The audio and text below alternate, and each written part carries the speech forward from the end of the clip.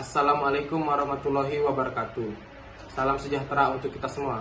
Di sini sebelum saya mempresentasikan hasil dari kelompok kami, saya ingin memperkenalkan diri saya terlebih dahulu. Nama saya Fergiawan Listiano atau yang biasa disapa Egi. Kemudian saya ingin memperkenalkan anggota dari kelompok kami. Yang pertama ada Aldin Rofi Asmadiantara. Yang kedua ada Andika Abimayu. Kemudian ada Muhammad Obin Alfaris. Lalu ada Taruna Pancaputra. Kemudian ada Fergiawan Listiano, saya sendiri. Dan yang terakhir ada Yuda Aditya Lubis. Di sini materi yang akan kami bawakan mengenai peran solar cell untuk pembangkit listrik yang dipasang sebagai penerangan lampu jalan. Pada materi kali ini, kami telah mengambil 3 judul besar. Yang pertama ada interaksi sistem, kemudian ada proses, dan yang terakhir ada siklus termodinamika. Sebelum lanjut, saya ingin memberitahu terlebih dahulu bahwa sistem terbagi menjadi 2. Yang pertama ada sistem tertutup dan ada sistem terbuka. Sistem tertutup, massa dari suatu sistem yang dianalisis tetap dan tidak ada volume massa keluar dari sistem atau masuk ke dalam sistem, tetapi volumenya bisa berubah. Yang dapat keluar masuk sistem tertutup adalah energi dalam bentuk kalor panas. Dan yang kedua ada sistem terbuka. Dalam sistem terbuka, energi dan massa dapat keluar sistem atau masuk ke dalam sistem melewati batas sistem itu sendiri. Nah, pada bahasan kita pada kali ini, solar cell termasuk ke dalam sistem terbuka. Dan ini ada contoh dari sel surya penerangan jalan. Saya, Aldin Rofi Asmadiantara, akan melanjutkan materi yang telah disampaikan oleh saudara Fergiawan Listiano, yaitu pengertian solar cell. Solar cell atau panel surya adalah alat untuk mengkonversi tenaga matahari menjadi energi listrik. Fotovoltaik adalah teknologi yang berfungsi untuk mengubah atau mengkonversi radiasi matahari menjadi energi listrik secara langsung. Fotovoltaik biasanya dikemas dalam sebuah unit yang sering disebut modul. Dalam sebuah modul surya terdiri dari banyak sel yang disusun secara seri maupun paralel. Sedangkan yang dimaksud dengan surya adalah sebuah elemen semikonduktor yang dapat mengkonversi energi surya menjadi energi listrik.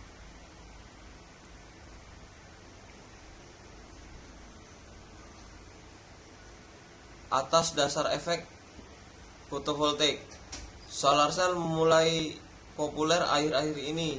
Selain mulai menipisnya cadangan energi fosil dan isu global warming, energi yang dihasilkan juga sangat murah karena sumber energi bisa didapatkan secara gratis. Materi selanjutnya yaitu bagian-bagian dari fotovoltaik.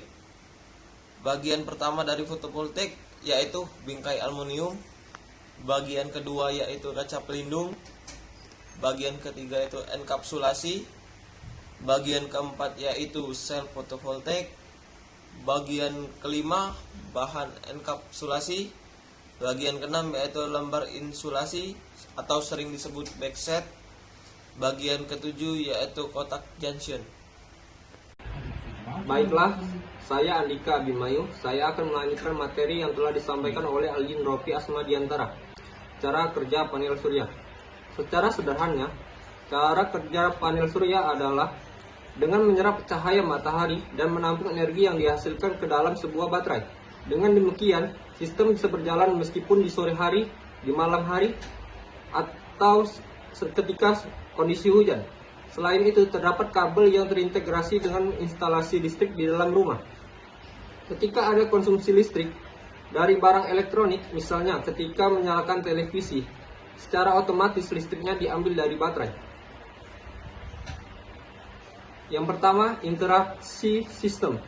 Sistem pada lampu jalan dapat dikategorikan ke dalam sistem terbuka karena di mana panel menyerap sel surya kemudian disimpan di baterai.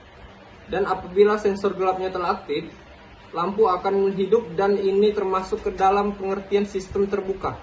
Yang artinya, energi dan massa dapat keluar sistem atau masuk ke dalam sistem melewati batas sistem. Baiklah, saya Yuda Aditya Lubis akan melanjutkan materi yang telah disampaikan oleh Andika Abimayu. Proses panel surya pada lampu jalan. Pernahkah kalian berhenti untuk bertanya-tanya bagaimana lampu surya yang terjangkau ini mengubah sinar matahari menjadi listrik untuk menyalakan lampu yang bersinar selama berjam-jam setelah matahari terbenam?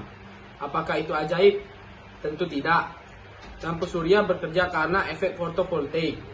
Bagian terpenting dari cahaya matahari adalah fotovoltaik atau sel surya. Sel surya adalah bagian yang mengubah sinar matahari menjadi arus listrik langsung. Kalian dapat dengan jelas melihat sel surya sebagai panel gelap di bagian atas cahaya matahari. Sel surya terdiri dari beberapa lapisan silikon kristal dan bahan kimia yang menciptakan lapisan elektron bermuatan negatif dan ruang bermuatan positif. Ketika sinar matahari melewati sel surya, ia akan membangkitkan elektron-elektron bermuatan negatif dan mendorongnya ke ruang-ruang yang bermuatan positif.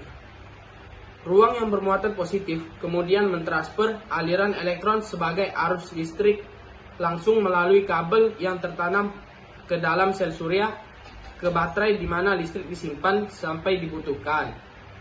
Baterai mengisi daya sepanjang saat sinar matahari terus dikonversi menjadi listrik. Baiklah, saya Muhammad Obin Alfaris akan melanjutkan materi yang telah dijelaskan oleh Yuda Aditya Lubis. Ketika malam menjelang, sel surya berhenti mengubah sinar matahari karena melemahkan dan akhirnya menghilang. Sebuah fotoreseptor pada cahaya mendeteksi ketika gelap dan menyalakan lampu, yang biasanya terdiri dari beberapa dioda pemancar cahaya atau LED. Baterai kemudian memasok listrik ke lampu sepanjang malam. Proses ini berulang pada siklus harian. Pada siang hari, sinar matahari diubah menjadi listrik dan disimpan ke dalam baterai. Pada malam hari, baterai memasok listrik ke cahaya sampai semua habis, atau fotoreseptor menutup cahaya saat siang hari muncul kembali. Tentu saja, sinar matahari yang cukup diperlukan untuk mengisi daya baterai sepenuhnya. Selama musim panas, ini seharusnya tidak menjadi masalah. Selama lampu ditempatkan di tempat yang menerima sinar matahari langsung untuk sebagian besar hari. Jika memungkinkan, pasti tidak ada pohon atau semak-semak yang menciptakan naungan yang dapat mempengaruhi pengisian cahaya matahari. Namun, selama musim dingin, cahaya matahari mungkin tidak dapat menerima cukup sinar matahari untuk mengisi daya baterai secukupnya agar tetap menyala. Sepanjang malam, ini terjadi karena di malam musim dingin lebih panjang dan hari lebih pendek, sehingga lebih sedikit sinar matahari yang mengisi daya baterai. Selain itu, musim dingin sering membawa salju yang dapat menghalangi sel surya dan mencegah pengisian pada siang hari. Baiklah, saya Taruna Pancaputra akan melanjutkan presentasi yang telah disampaikan oleh Muhammad Obin Alfaris. Di sini, saya akan menjelaskan tentang siklus termodinamika pada solar cell untuk lampu jalan. Pada lampu jalan terdapat 5 siklus, yaitu sinar matahari, sel surya, fotovoltaik, baterai, dan lampu. Pertama-tama, sinar matahari akan mengeluarkan sel surya dan akan diserap oleh fotovoltaik untuk mengisi baterai pada lampu jalan tersebut. Dan apabila matahari sudah tenggelam dan hari pun sudah gelap, sensor pada lampu jalan akan aktif dan lampu akan menyala. Dan apabila matahari sudah terbit kembali dan hari pun sudah terang, fotovoltaik akan menyerap sel surya itu kembali. Dan proses itu akan terus berkelanjutan. Sekian penjelasan dari kami. Lebih dan kurang kami mohon maaf. Kepada Allah kami mohon ampun. Saya akhiri. Wassalamualaikum warahmatullahi wabarakatuh.